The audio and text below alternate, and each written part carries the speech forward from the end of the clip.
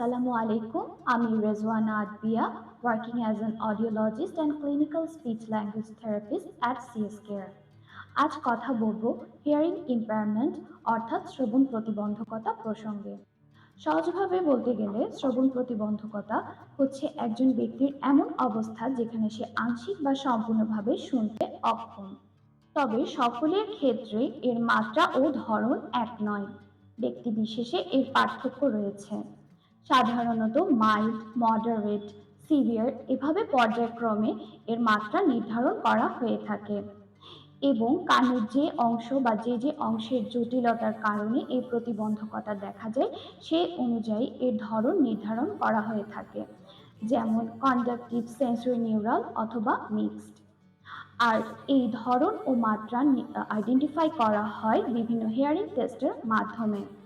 তবে মনে রাখতে হবে, শ্রবণ প্রতিবন্ধকতা কোনো মানুষের স্বপ্ন বা সম্ভাবনার বাধা নয়। তবে বর্তমানে ডিজিটাল হিয়ারিং এইড ব্যবহারের মাধ্যমে তারা শুনতে সক্ষম হচ্ছে এবং বাংলাদেশে এখন অনেক শিশুর ককলিয়ার ইমপ্ল্যান্ট করা হচ্ছে, যার মাধ্যমে তারা খুব আর্লি স্টেজেই শুনতে পাচ্ছে।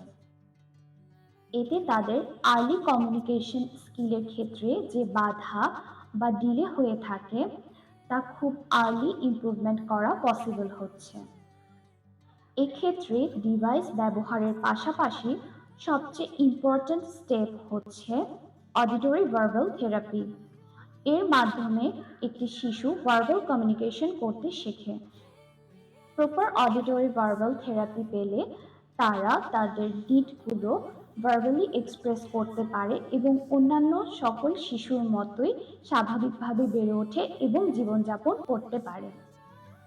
এ বিষয়ে সরাসরি পরামর্শ পেতে যোগাযোগ করতে পারেন CSCare ফেসবুক পেজে অথবা চলে আসতে পারেন আমাদের ঠিকানায়।